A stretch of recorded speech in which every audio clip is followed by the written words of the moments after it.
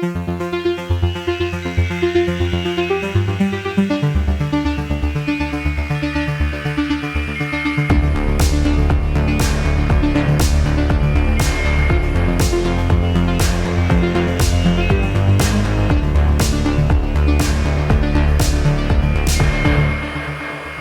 to Every Horror Movie on Netflix, the podcast where we watch, review, and discuss every horror movie on Netflix. I'm your host, Allyson with a Y, here with your co-host, my co-host, Patrick. Hit me. Hello. Unfortunately, our lovely Allyson with an I is absent today, so you just have Patrick and Y. She got the itis. She got the itis. R.I.P. Rip. Rip I. Good news is that if if her illness is fatal, the dead don't die. So Allyson with an I, if you're out there listening to us on your sick day, chin up. It'll be okay, even if the worst happens. Yeah. If fracking causes the Earth to fall off of its normal axis and increase its rotation or whatever, then you're good. You're good. Anyways, that brings us to our film for the week, which is The Dead Don't Die. It is a 2019 zombie horror comedy written and directed by independent film legend Jim Jarmusch. It follows an expansive cast of characters in a very small rural town of Centerville. Among our ensemble are the police chief, played by Bill Murray, and his deputies, played by Adam Driver and Chloe Sevigny. We love her. A mysterious funeral home owner, played by Tilda Swinton. Even more, Oh, we love her. The all-seeing hermit Bob, played by Tom Waits. Oh, we love him. I mean, you can just do that for literally everyone in this cast. You do that for the entire cast. A cantankerous, racist farmer, played by Steve Buscemi, which... Oh, we love him. We love him. Yeah. We love him. A hardware store owner, played by Danny Glover. Oh, love him. I love him. A gas station nerd store clerk, played by Caleb Landry Jones. Wait, say that again. That's an important distinction. A gas station / nerd store clerk, because we've got a gas station that is also like a comic book store. Yes, kind of. which is very niche, and I'm here for it. Yeah. Who else we got? And then there is a trio of young travelers passing through town, played by Selena Gomez. Queen. Austin Butler, which... we love him. Well, I don't, but really? Pop Off King. Yeah, interesting. We'll have to discuss that. And Lucas Sabat, who never heard of him before, but... We're not going to name the other two and not list him. That would be rude. He did great for his 5 lines that he had in this. God bless. Oh, and did we mention... Iggy Pop as a zombie. This motley crew grapples with a zombie apocalypse caused by the effects of polar fracking, which has thrown the Earth off its axis. Boy, is that a lot to chew on. Sure is. We shared a bottle of rosé before we started today's episode. I don't know why. We don't usually really pregame episodes in that way, but... The weather was beautiful. If we have weird or unusual energy today, if you're enjoying this podcast even more than you usually do, that's why. Yeah. You're welcome. Blame it on the rosé. Blame it on the rosé. That's a song, I think. So yeah, what a description. What a cast. What a premise. What a director. I know, Patrick, you're a big fan of Jim Jarmusch. I didn't know anything about Jim Jarmusch before knowing you. So tell me about your experience with Jim Jarmusch. Yeah. So I actually don't quite remember which of his movies I saw first, but I think it was Night on Earth. Have you seen that one? No. I've only seen one other of his films. Oh, okay. Which was Only Lovers Left Alive? Yes, it was. Oh, yeah. His one other foray into horror. Yeah. Appropriately enough. Yeah. But yeah, I started with Night on Earth, which is a wonderful movie. You would love it. It's 4 different stories that take place in taxi cabs in different cities across the world. And in his usual style, some of them are very funny, some of them are very dark, some of them are very heartbreaking. But he just has such a unique voice. Always has had that independent film kind of spirit. He's always trying weird ideas for his entire career. and working with incredible actors. He's worked with, Tom Waits, he's Bill Murray. He's worked with a lot of these people so many times. Tilda, of course. And there are also smaller roles like the diner waitress in this that he's worked with over decades, not even notable stars, but he just has his people who he works with over and over again. And I like that sort of repertory cast. Yeah. He always has incredible soundtracks for his movies. A lot of the time he works with notable musicians on his soundtracks. And he's a rock and roll guy. He has his own band, and he is so closely tied to a lot of the music that I love the most. And he just feels like one of those sweet spot, just comfort food filmmakers to me. What was your perception of him going into this, having seen Only Lovers Left Alive? I think my expectations were high because I fucking loved Only Lovers Left Alive. Yeah. You had told me for a long time that I needed to see that movie for so many reasons. Tilda Swinton and Tom Hiddleston being the stars, being at the top of the list, but also it being this vampire love story that also takes place in Detroit, which is, Patrick and I both have roots. Our families have deep roots in Detroit. Still live a half-hour drive from there, go there all the time. A place that's very special to both of us, separate from each other. And I loved that movie. So yeah, I have really positive, a really positive perception of Jim Jarmusch, in part because of all the positive things that you've said about him over the years, but also in part because the one other film experience that I had with him, which really blew me out of the water. He's also just cool as hell. Right. He seems like a really cool person. He has this, I'm talking even just sort of aesthetically. He has this like pure white hair, vibrant head of hair at, I don't know, he's probably 60, mid, late 60s, I would guess at this point. Always in sunglasses, black leather, just has that rock star energy. But from what I can tell, it's not a dick. Lots of people seem to love working with him over the years, and I've never heard anything bad about him. So just an idiosyncratic indie film king. Yeah. Truly. He's been doing it for so long. Yeah. And this, it felt like this film for him was a little bit of a step out of his usual stuff. For sure. It was a little bit more, it was definitely more advertised when it came out. Yes. Than I think his other films. Well, and I think maybe that almost as much as anything is what does set it apart, because I think there was considerable commercial potential here. Yes. In that it's a zombie comedy starring, a slew of at least recognizable, at most very bankable. Yes. Fucking Bill Murray and Adam Driver has gotten to be a huge name. Yeah. There's some stars in this, and I think it was advertised accordingly. I mean, Selena Gomez played up in the marketing, I think, way more than she actually appears in the movie, because of course it's Selena Gomez. Selena Gomez is cool like that, though. She would. I don't think in 2019 I would have been like, yeah, Selena Gomez would do this. But like now my understanding of Selena Gomez, I was like, yeah, she's cool. She would do something like this. Yeah, I remember when I saw the trailers for this being a little, I guess, surprised by that at the time. But since then, it's like, oh yeah, no, she's cool. She's not just like a Disney, vapid Disney kid, My understanding of Selena Gomez for a long time was, just her being a Disney kid. She was more in my younger sister's era of Disney Channel. And I kind of like wrote her off for a long time. And then I became a fan of her in Only Murders in the Building, and I was like, oh, she's extremely funny.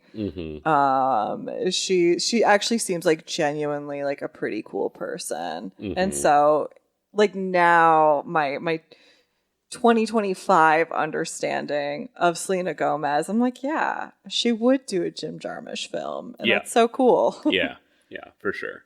It is a weird outlier for him. It's certainly so different if we're going to compare, to his other horror genre movie. Like, Only Lovers Left Alive is a weird, slow-paced, sexy, sad romance. Yeah. And this plays a little more like a traditional comedy, A little more. A little more so than Only Lovers Left Alive. I would agree with that. But it's not Zombieland, which I think is how they marketed it. Yes. I mean, maybe not quite Zombieland, but still, it was marketed as like mainstream, goofy zombie. Think Shaun of jokes. the Dead. Think Zombieland. Sure, like those classic. Well, what are now considered classic zom-com zombie horror comedies? Yeah, zom horror-coms. Mm-hmm.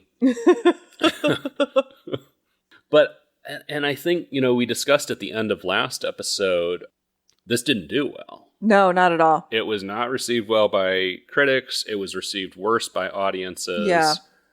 And from what I can tell, it did not do too well at the box office.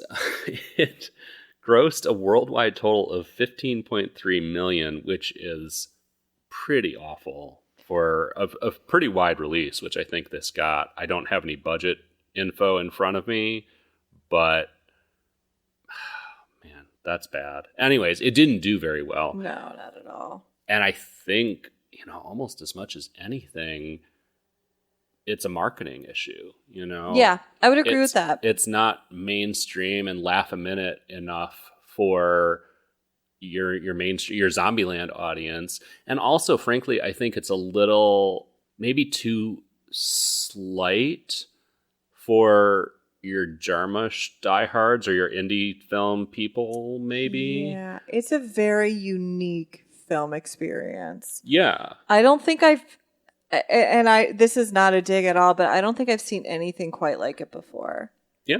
It really defied expectations in a lot of ways.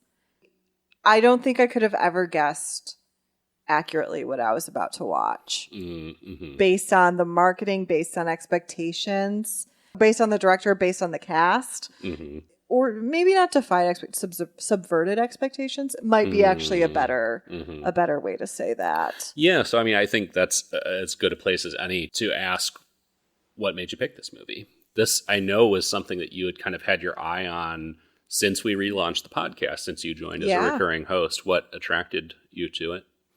My prior experience with Jim Jarmusch, for sure. The cast. And I am a fan of zombie horror comedies. Mm-hmm.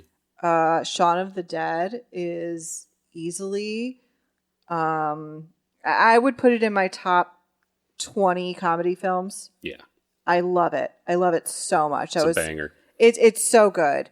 I really enjoyed Zombieland 2. I have a really soft spot for zombies, whether it's zombie comedies or zombie dramas. I love them.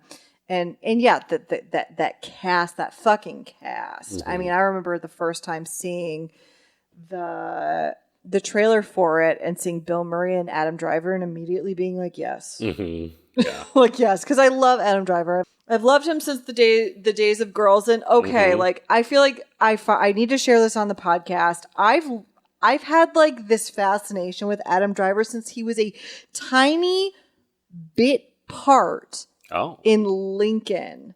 The film, right. Yeah. Lincoln. Yep. He had like 2 lines maybe in it. And I remember watching that film and seeing him and being like, I need to know who this person is because he was so unique. He had such a unique energy to him. Was that before Girls? That was before Girls, wow. Yes, because I remember watching Girls and being like, I've seen this person before. Okay, so the show Girls and the movie Lincoln both came out in 2012. So it was around the same time. Early in his agent film career. Was working their fucking ass off that year. Shout out to Adam Driver's agent in 2012.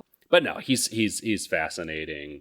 And the cast is incredible in general. I mean, especially because we didn't even touch on everybody. Like Sturgill Simpson, and again, going back to his connection to music, is an incredible musician who wrote an original theme tune for this movie that recurs over and over again. Yes. And also shows up in the movie as a zombie dragging a guitar at one point. Oh, shit. That was Sturgill Simpson? Yep. I've never seen Sturgill Simpson before, so I had no idea, but that is so funny. I haven't seen him many times, so I certainly wouldn't have recognized him under zombie makeup, but when I saw a zombie dragging a guitar, I was like, this has got to be somebody. And sure enough, it's Sturgill. Amazing. It's just a who's who. And really what this gave me the vibe of is like one of those Apatow movies, like honestly, kind of some of the worst of the Apatow movies, like the ones that I don't like as much. Like This Is the End, which I know lots of people love that movie. I'm just not one of them. I kind of love that movie.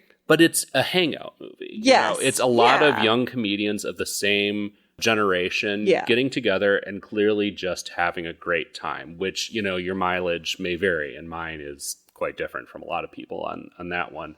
But it struck me as kind of a hangout movie, even more so than Jarmusch's usual style, where it was just, hey, let's get together like as many people I love as I can and just make a weird zombie thing. Yeah.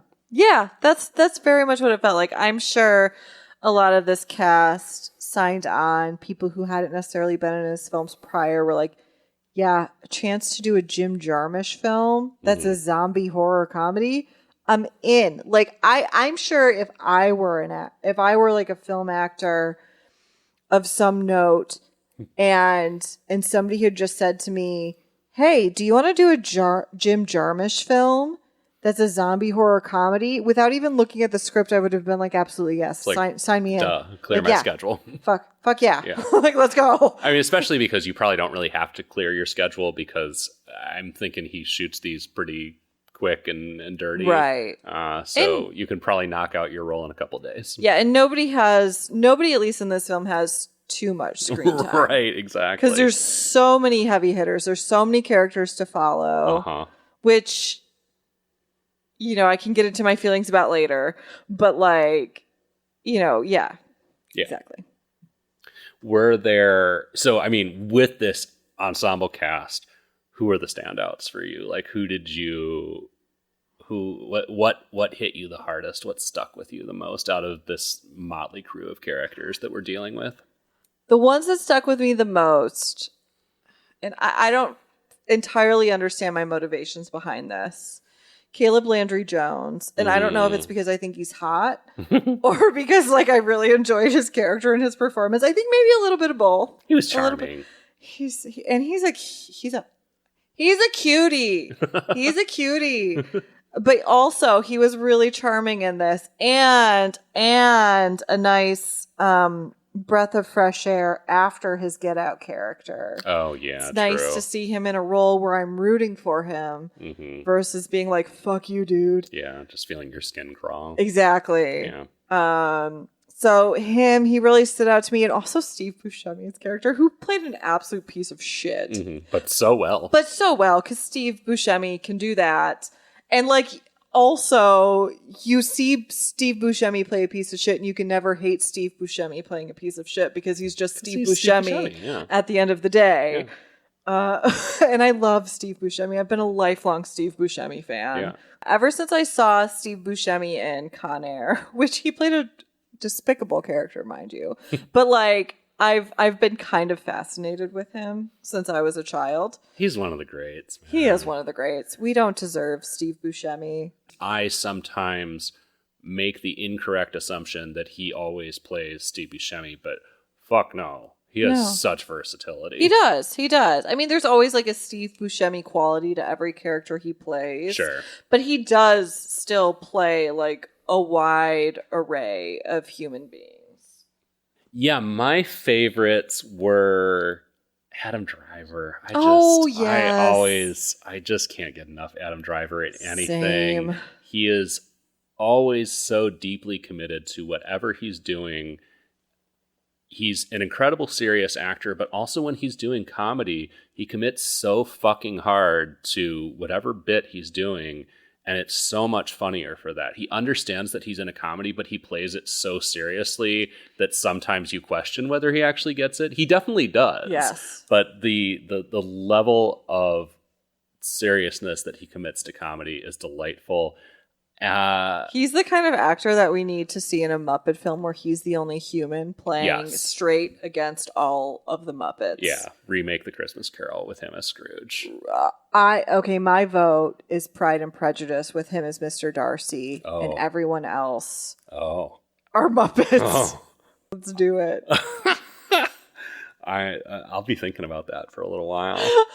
But him in his fucking red smart car in this, jetting around Centerville in his little short sleeve policeman's uniform and his little dorky digital watch and his fucking glasses was so ridiculous and also very hot. Such he was a cutie. So cute in He's this. so cute. Yeah. He can be fucking Kylo Ren, a little whiny piece of shit. And you're just like, oh, he's so cute. Yeah. And also the way he says ghouls is such a delight. They used it for the trailer because they knew what they had. But anyways, here's a little sound drop of him saying ghouls, and then I'll probably use it way too many times in the rest of the episode because I can't get enough of it. I'm thinking zombies. What? You know, zombies. Ghouls. The undead. The other character or actor in this who delighted me the most was Tilda Swinton. Of course. She is not Scottish, but she does a delightful Scottish accent. Perfect Scottish accent. As this like weird funeral home owner who is obsessed with Buddhism and kind of Eastern spiritual traditions. Kind of like the character that she plays in Doctor Strange.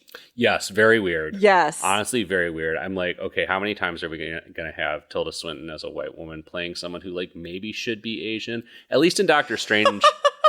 In Doctor Strange, that character was actually Asian in the comics, so there's a weird whitewashing element to it. In this movie, it tracks a little more. I mean, whatever, white people all over the world adopt Eastern traditions and learn how to use a fucking katana like she does in this. Still such an odd choice, but again, talk about an actor committing so fucking hard to a weird character. She was just delightful. A couple zombies wake up in her funeral home at one point while she's beating a full face of drag makeup on these corpses, and they start to sit up, and her reaction is so nonchalant, and she just immediately pulls out her katana and with a single swipe decapitates them both. Amazing. Just with like exasperation. Yeah. Like she's mostly annoyed. Yeah. More than anything. She's not afraid. She's like her work has been ruined. Yeah. She's just like makeup job ruined. I put all of this effort into what? Yep. Amazing. What a queen. Love her so much. She's amazing. I love Tilda and everything. Chloe killed it too. I mean, Chloe Sevigny has a long history on Amon. Oh boy, does she! We have stanned Chloe for many, many years, going back to what was that?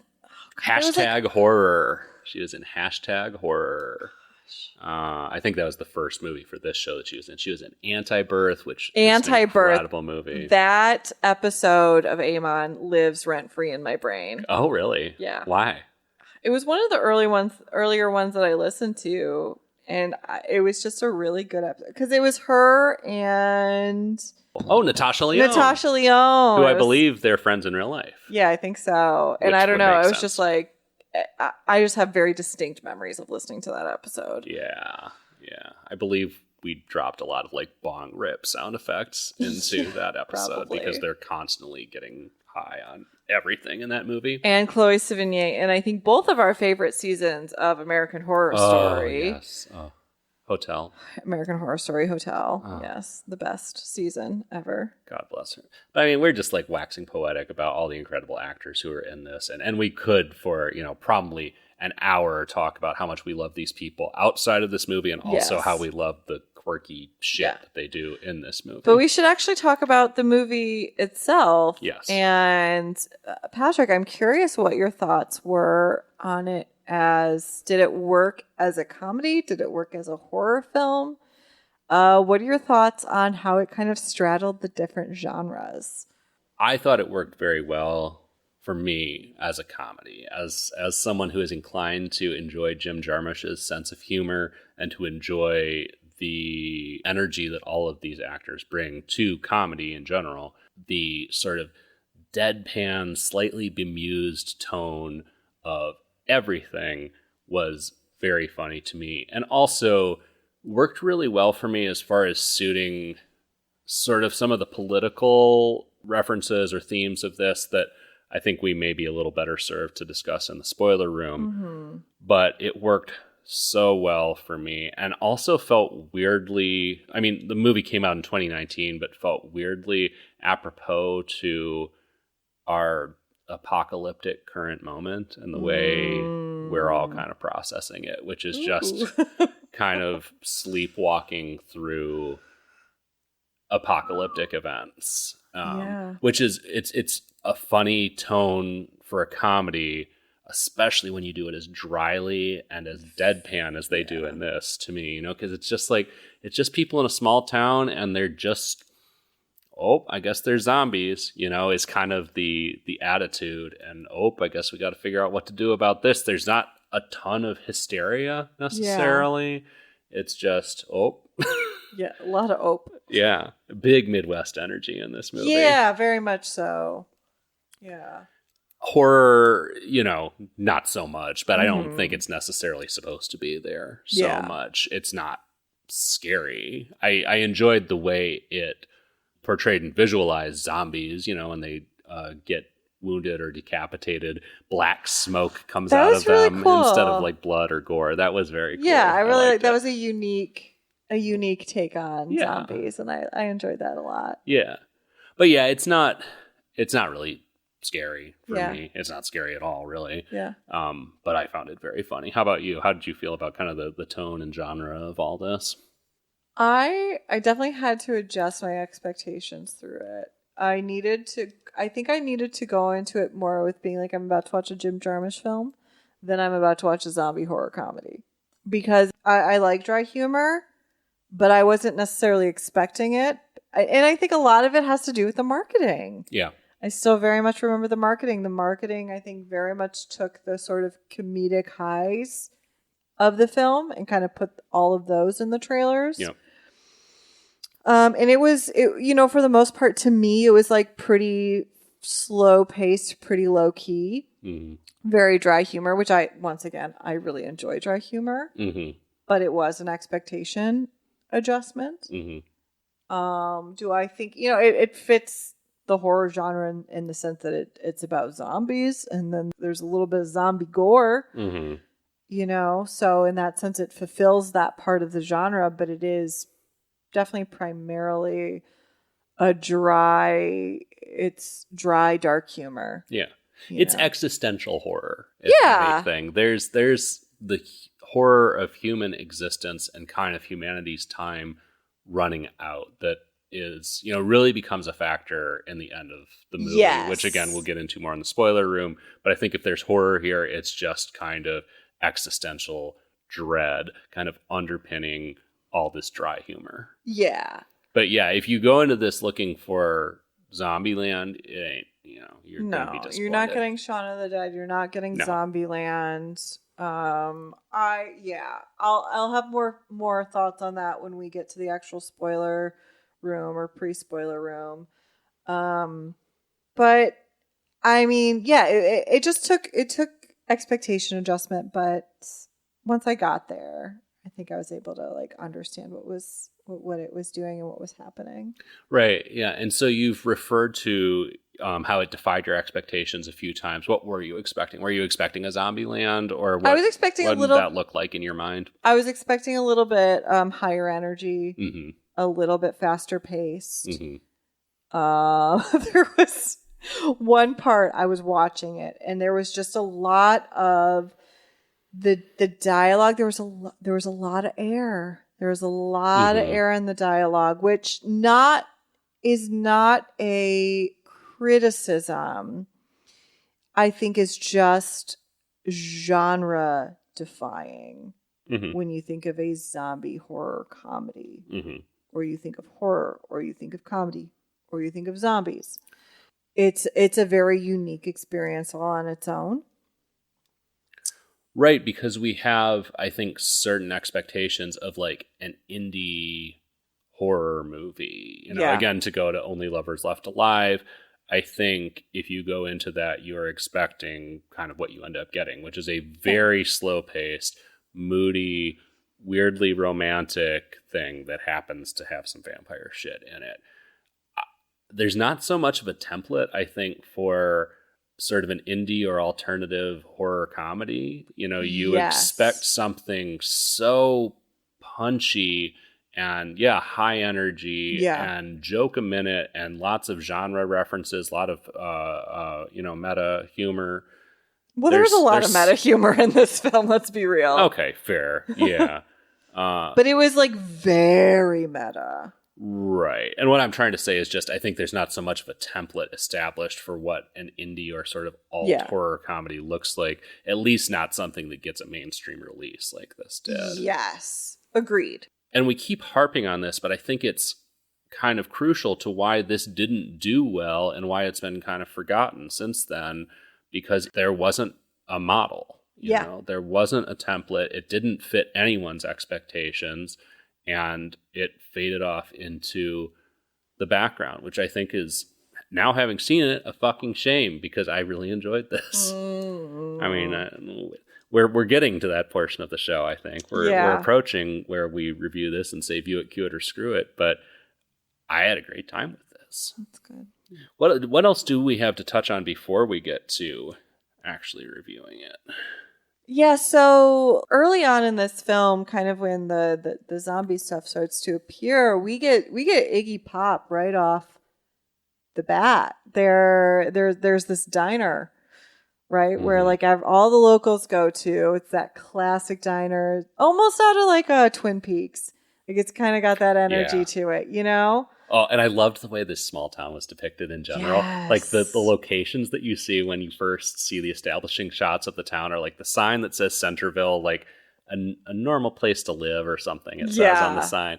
You see the diner, the police station, the juvenile detention center, the gas station, like the iconic locations. And it was so funny to me that one of those was a juvenile detention center.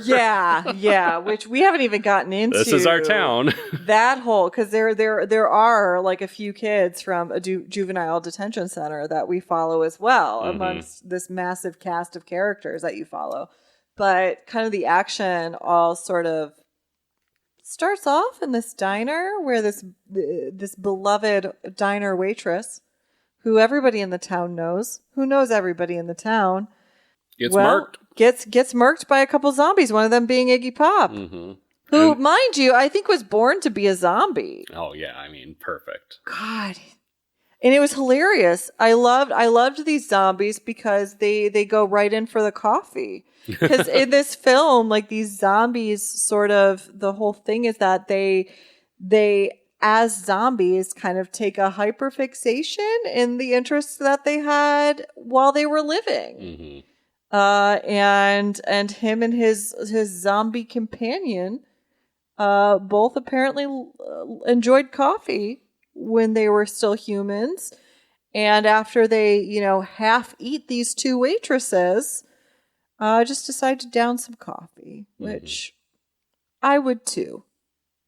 Yeah, and that convention of the zombies seeking out their hyperfixations in life. Again, probably better for spoiler room, but contributes to one of the darkest and funniest scenes in the whole movie for me, kind of late. But yeah, we'll come back to that in a little bit. But it's interesting just the way the origins of this zombie outbreak are depicted.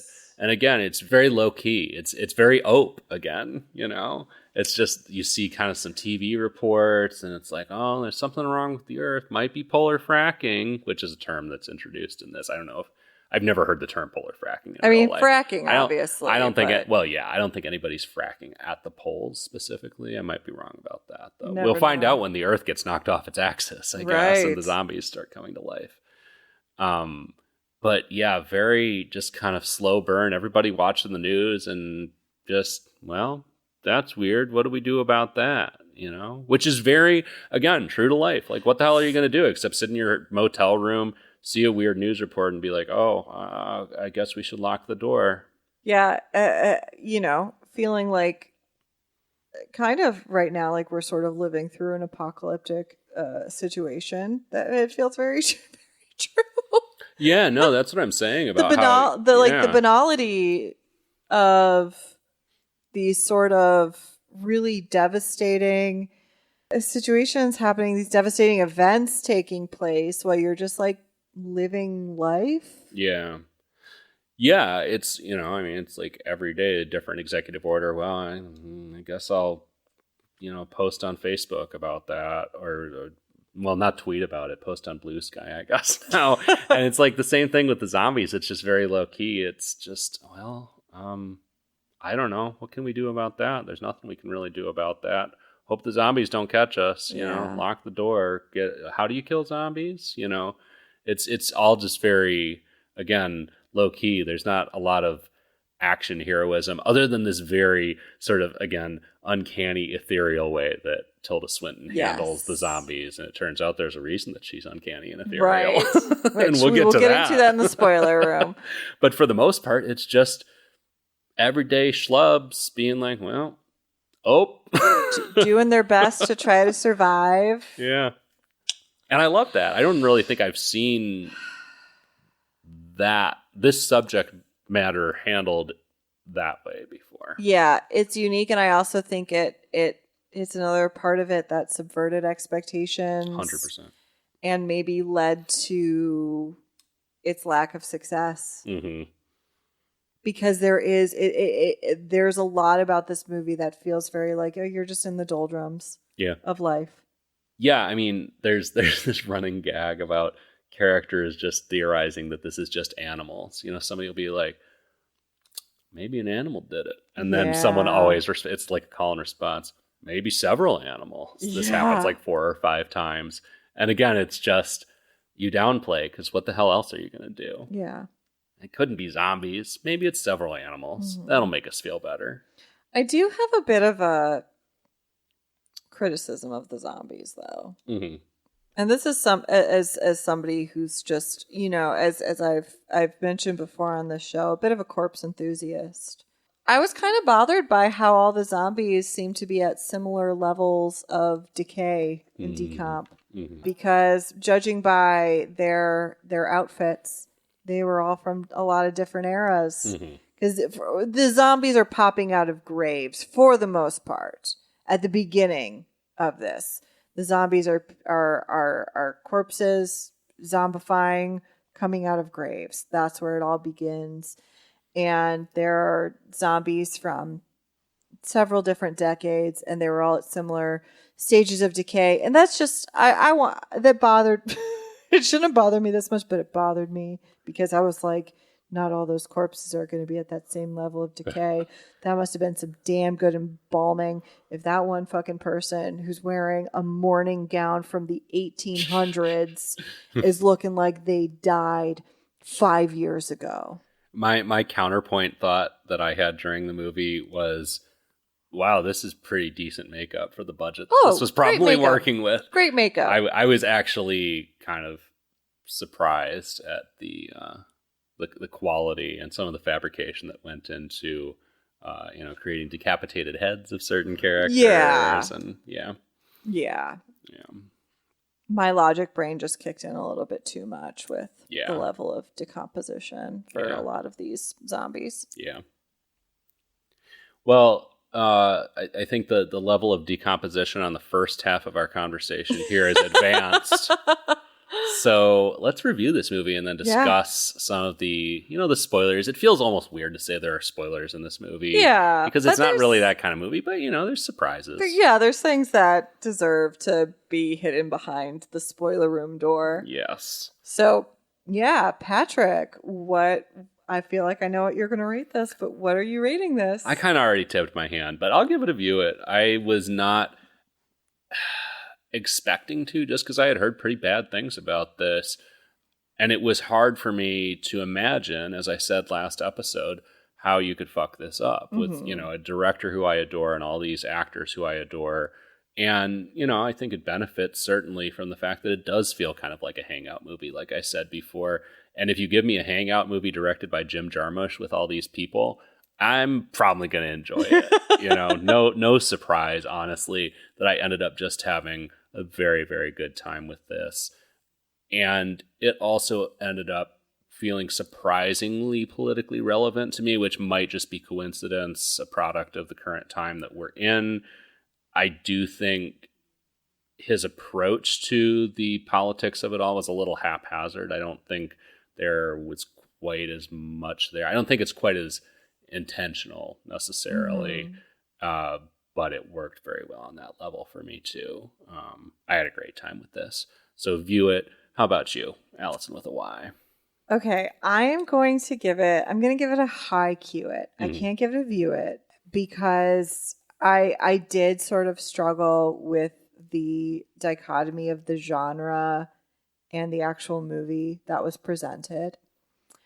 I give it a high Q it in the sense that if you're going to watch this, and I recommend you do watch this in a lot of ways, but you need to adjust your expectations going into it. Expect something a lot slower paced. Expect something that's going to have a lot of air to it. But if you are down with that and if that sounds good to you, definitely give it a watch because it's a really, really unique experience. And I think it's a unique experience that deserves more love than it's gotten. I read a lot of the reviews as well watching this. I didn't. Interesting.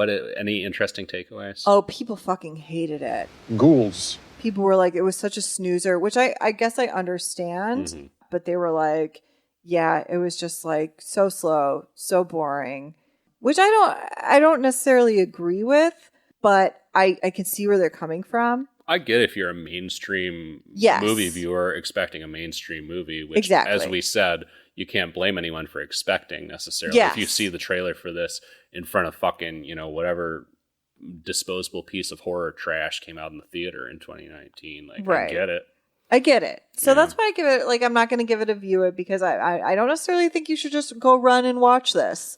Is it a view it for you as an individual? I don't know. I'm very much between a view it and a Q it, which is why I'm giving it a high Q it. Yeah. I mean, still, frankly, collectively, I think our review is far better than most of the reception that it got when it came out. Yeah, I agree. So we are headed down to where are we going this week in the spoiler room? The spoiler graveyard, spoiler police station. Spoiler, probably squad car. Spoiler squad car. Spoiler juvenile detention center. That's where we belong. But before we go there, we will encourage you, as always, to visit our website, everyhorrormovieonnetflix.com. You can find every one of the nearly 200 episodes we've ever done there. And you can also find a link to our merch store where you can get t-shirts and coffee cups and other merchandise with every horror movie on Netflix art that I designed on it. You can also find us on social media. At Facebook, YouTube, Blue Sky, Instagram at AmonCast, EHMONCAST, AmonCast, or on TikTok at Amon Podcast, EHMON Podcast. Leave us some comments. Let us know how you are feeling about the show, as well as leave a review for us. But we only accept 5 stars, FYI. If you give us less than 5 stars, we will decapitate you with a single blow of a katana. Holy shit, that is for comedy purposes only? That's not a real threat. Or is it? Oh my god. Oh wait, we forgot to mention Discord. Go hang out with us on Discord too. We got a link to that in the show notes. What the hell? Okay, we're going to the juvenile detention center now. Bye. Bye.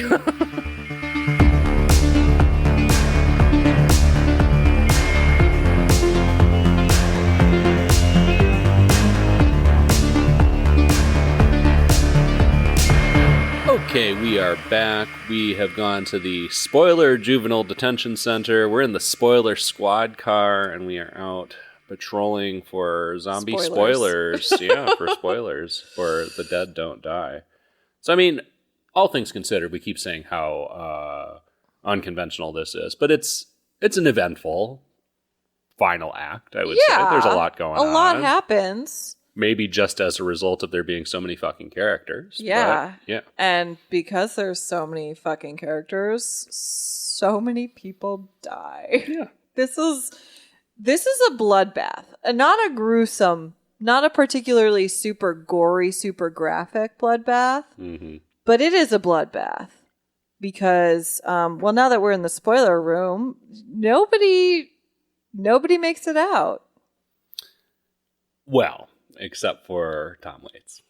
Well, except for Tom Waits. That's true. Who holds like a mythic narrator-esque power in this.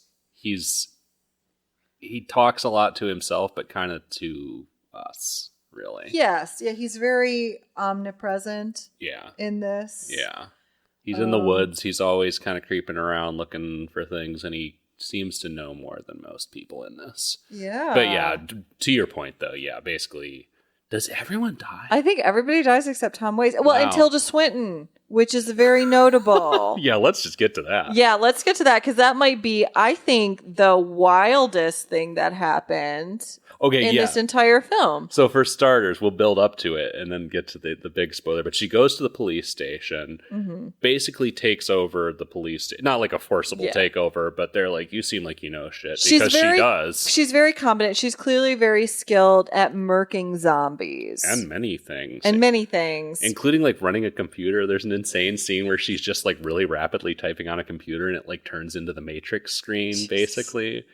But she's like running the police station and then eventually goes out to go back to taking out zombies because the police are not doing a very good job of that for a while. Which, like, you know, bless Adam Driver's character's heart. He is trying his best. Bill Murray's character doesn't want to do anything. Chloe Sevigny's character is afraid of everything. Adam Driver's character is very motivated, but he also says throughout this entire film, he says, "This is going to end poorly." Is that his exact words? This isn't going to end well, or something like that. This isn't going to end well. He says that over and over and over again. And there's some meta moments with his character where his character is clued into what's going to happen. Like talking about the theme song that keeps coming in by Sturgill Simpson. But he keeps saying this isn't going to end well. And sure enough, oh boy, it don't. It don't. But then there's Tilda Swinton's character who is just this, otherworldly. Perhaps more truly otherworldly than Tilda Swinton has ever been. Which is incredible. Because a fucking literal flying saucer shows up at the end of the movie. All the zombies go to it. And at first I thought this was going to be like the zombies were somehow alien related and the spaceship was going to beam up the zombies. No, it is exclusively there for Tilda Swinton's character. Yeah. She walks under the fucking tractor beam of the flying saucer, beatific smile on her face, and gets beamed up and the saucer flies away. And that's that. And like, that's that. She was like the one thing helping anyone. There's no context for anything about aliens prior to this and nothing else about it after that. Yeah. And I loved it. I watched it and I think I said out loud, "What the fuck?" Yep. But also... Watching it alone, mind you. I was alone and I audibly said, "What the fuck?" But also it weirdly makes so much sense. Yeah. Yeah. Like within its own weird internal logic. And within just, like, if you know and love Tilda Swinton, sure, of course she comes and gets picked up by a fucking UFO. Yeah. Tilda Swinton would be. Yeah. Like, I wouldn't be surprised if a spaceship flew to Earth very, very clearly and picked up Tilda Swinton, I would say, yeah, that tracks. Mm-hmm. Yeah, 100%. But it's also one of these, you know, you referenced the meta notes, and I want to circle right back around to the cops, because obviously that's one of the biggest meta notes in the whole movie. Towards the end, Chloe Sevigny's character basically chooses to be swallowed up by the zombie horde because she sees her dead mom, her dead grandma, as a zombie, can't take it anymore. She's stressed out and she's just like, "I'm done." She gets out of the police car. And she's been stressed out from the beginning. Yes. Yeah. And so Adam and Bill Murray, who is also lovely in this. We haven't even touched. I mean, again, this is Bill Murray is Bill Murray. This is how many delightful people are in this movie. We haven't talked about Bill Murray, but yeah, he's in it, being Bill Murray, which is always a joy to watch. Yeah. But they're the two remaining cops, and Adam keeps, as you said, alluding to how this isn't going to end well, and they finally have a conversation about this towards the end of the movie where Bill says, how do you know? Like, why do you keep, what do you know about all this? And Adam says, I've read the script. I read the script. And they have this bizarre conversation where Bill also has read the script, but only the pages that pertain to him, whereas Adam has read the entire script. Bill says something about how much he's worked with this guy and how he always like does this to him with the script, which is a clear reference, obviously, to Bill and Jim Jarmusch having worked together in real life. And what does this accomplish thematically? What is it trying to say? I don't know. And I didn't think about it for more than 2 seconds because I was just like, that's weird and funny. And again, it clicks into this vibe of just, again, a hangout movie. It may as well be a movie about Jim Jarmusch getting his favorite people together to make a zombie movie. Yeah. It's such a weird moment. And either because of the tone the film had set up or because I'm just predisposed to enjoy Jarmusch and his weirdness, I was just like, oh yeah, sure. That's funny. That's cool. All right, move on to the next thing. This doesn't have to mean any more than that. Yeah. How did that sit with you? Okay, that scene kind of made me roll my eyes a little bit. That's fair. All of the self-referential moments kind of made me roll my eyes. And they were part of those points where I had to kind of adjust expectations because I was like, okay, I find a lot of self-referential stuff in film to be a little cheap, a little bit for cheap laughs. I think it has a time and place. I think sometimes it's a little bit much. I think usually when it's done, it's a little bit much. And I found it was a little bit much in this film. But I understood that it matched the tone. So, no hate. No hate. It just wasn't for me. Yeah. A little clunky. Yeah. It just felt a little awkward. But there were a lot of moments in this film that felt a little bit awkward for me, even though I mostly enjoyed it. Yeah. And that was just kind of like, that was part of that for me. Yeah. Yeah. Fair enough. I would not mount a vigorous defense of that scene to anybody. I think the reasons that I didn't love it, but it just like, I was like, sure, that works. That makes sense, more or less.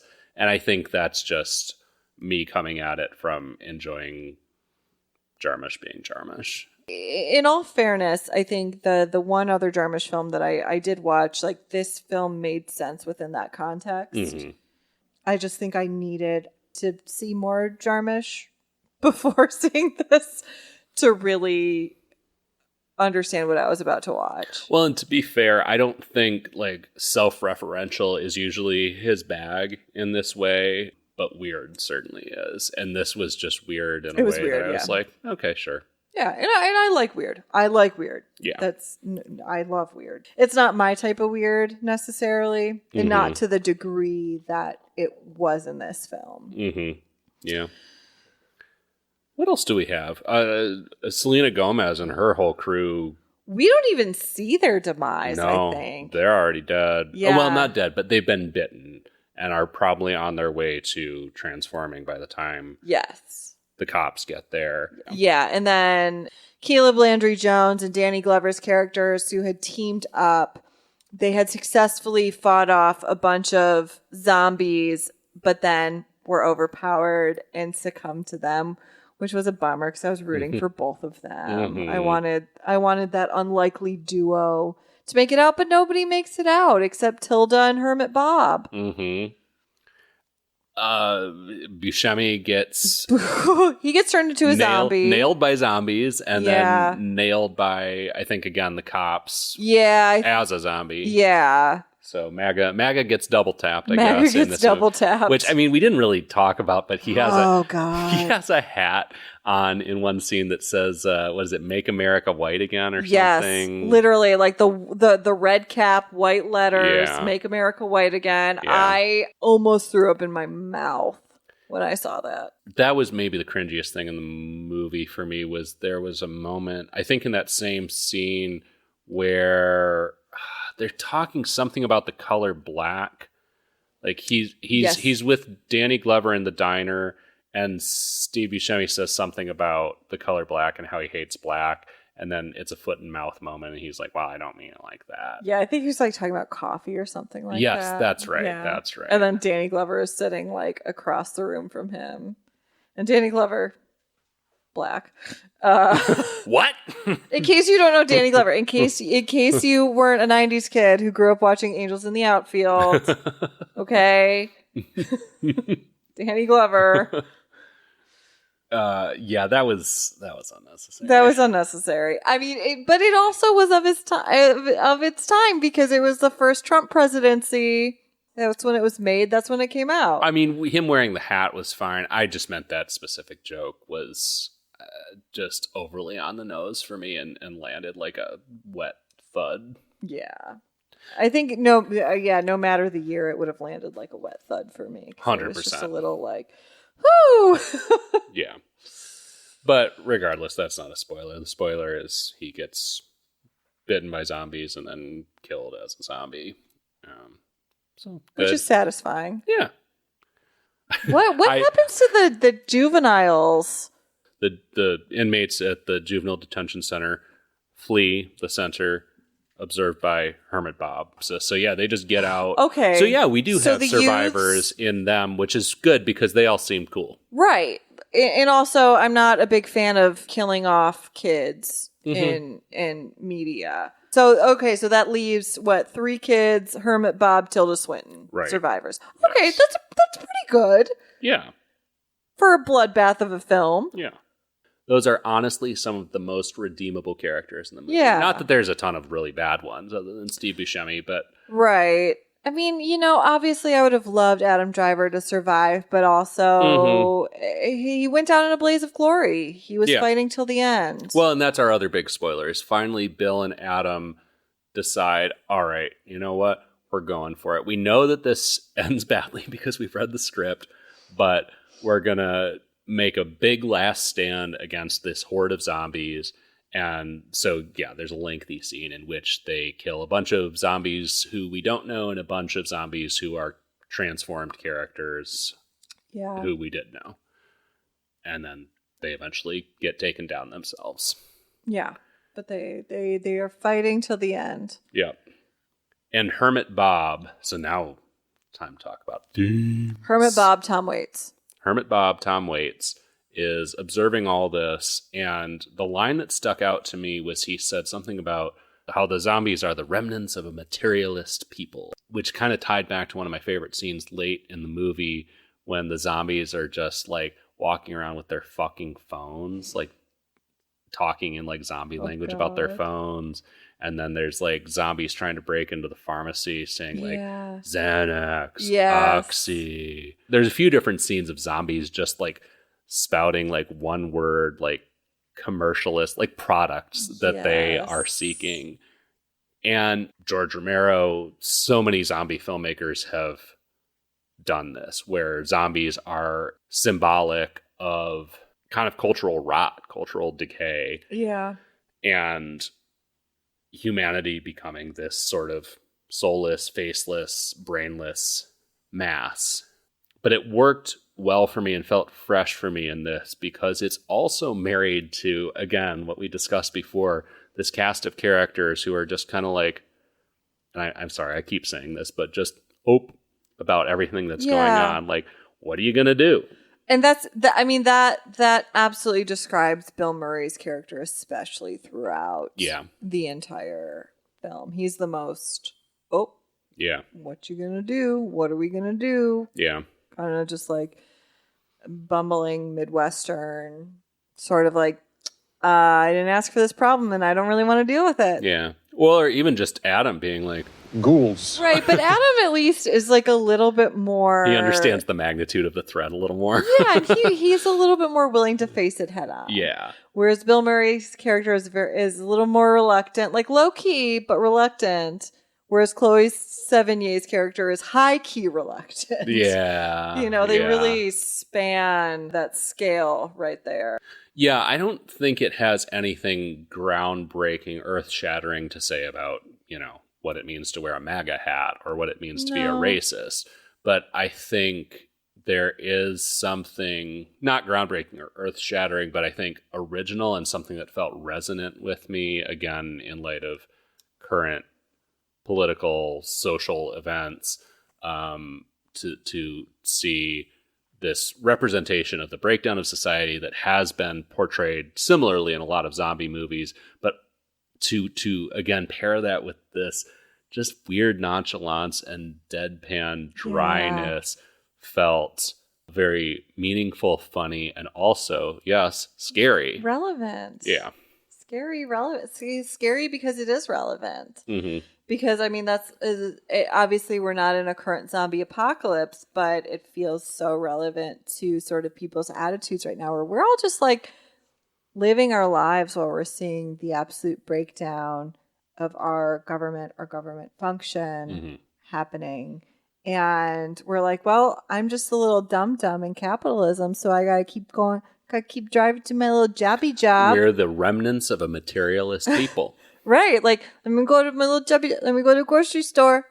Let me go do my little fun little thing to keep me going. Yep. While I'm watching my Xanax, Oxy. I'm watching my society break down in front of my eyes, and all I am trying to do in the meantime is try to survive. Yeah. And I'm pretty sure at some point it's going to swallow me up, but I don't know when that's going to happen. And I guess I'm just going to keep going until it happens. Here's the God tier take is here's where the script scene works is we know this, and now I'm talking about us, you and I, in our current time. We know this doesn't end well. Why? Because we've read the script. You're a fucking history nerd. You've read the script. Yeah. You know? Well, and I don't know. I don't know if that was the intention, but I think that was a level that scene worked for me. I mean, I think it's just Jarmusch being a meta little goofball, but it worked for me on that level of, we know this doesn't end well. If it keeps going down its current path, yes, we know it doesn't end well. Right. And we know even if it stopped now, there are still very, very negative impacts for decades to come. Yeah. Which I think is also why I enjoyed like their last stand. Because it was like, we know this doesn't end well, but we're going to take a shot. We're going to give this our best shot. And that's who I like to think I would be in the end times. Is like, damn it, I know I'm probably going down, but I'm not going down without a fight. I mean, I think that's who we would both like to think we are right now, that we're like giving our best shot to like still make some dent or have some positive impact in the face of a lot of really scary shit. Yeah. And hopefully that's who we are. And hopefully Tom Waits is watching over us while we do it. I hope so. If Tom Waits is spying on me and narrating what I'm doing, I feel like I've done something right with my life. Yeah, everything's good. We're all good if Tom is watching over us. Tom, our Holy Ghost. The last thing I want to mention here, I made, we take notes for the podcast, and I made a bunch of notes on the spoilers for the movie. And the last thing that I put here is people listen to Sturgill Simpson a lot more. This song plays so many fucking times. So many times. It's a good song, though. It's a great song. It's honestly. a great song. I love Sturgill Simpson to begin with, and I love his sense of humor. I love that Jarmusch picked him for this, and I love that he wrote this banger of a song. It's a banger. It's so good, and I was always pleased when like the theme song would come back up. Mm-hmm. Yeah. It made me think about the number of bangers that are about zombies, because I think of, you probably don't know this song, but like Rocky Erickson's I Walked with a Zombie is an absolute killer. Of course, the Cranberries Zombie is iconic. I can't think of a lot of other zombie songs, I'm not going to lie. Fair. I want a playlist of just those three, and then I feel like I have others to add to it that I'm not even thinking of right now. There's got to be others for sure, but I don't know them. I mean, you got to have some Rob Zombie on there, of course. Take you in the back of my Dragula. I think we need to like create a playlist of zombie songs. Maybe we should do a TikTok on this, like ask people for their favorite zombie songs and then create a Spotify playlist.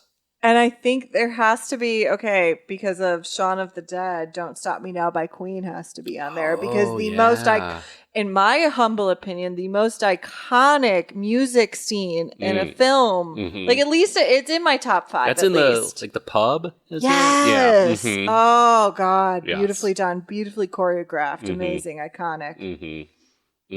Okay, we're making a zombie playlist. All right, and we'll share it with y'all. We promise. Yes.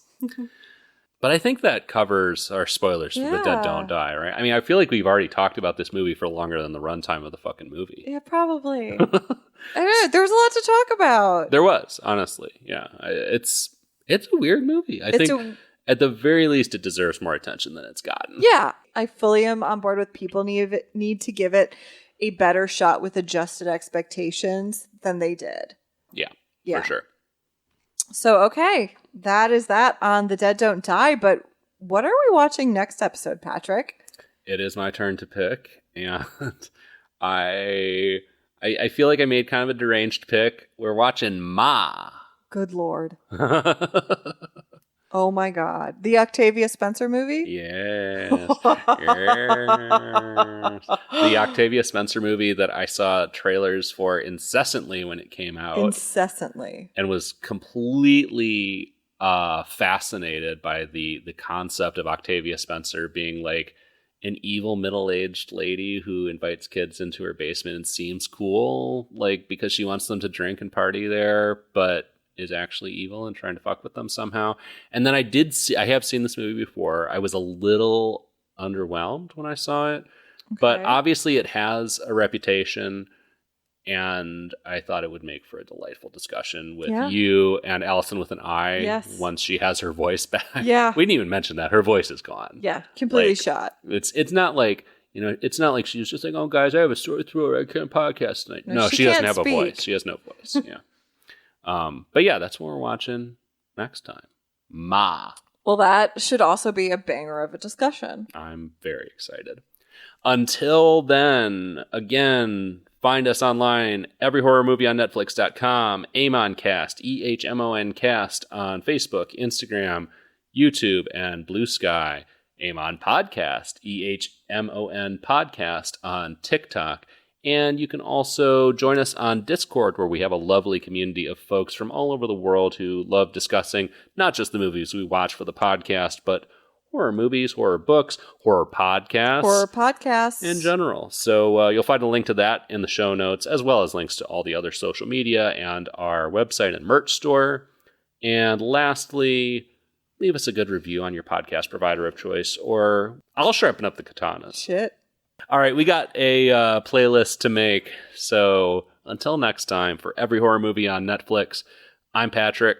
And I'm Allyson with a Y. We will see you next time to go to Ma's house. Ma's house. See you then.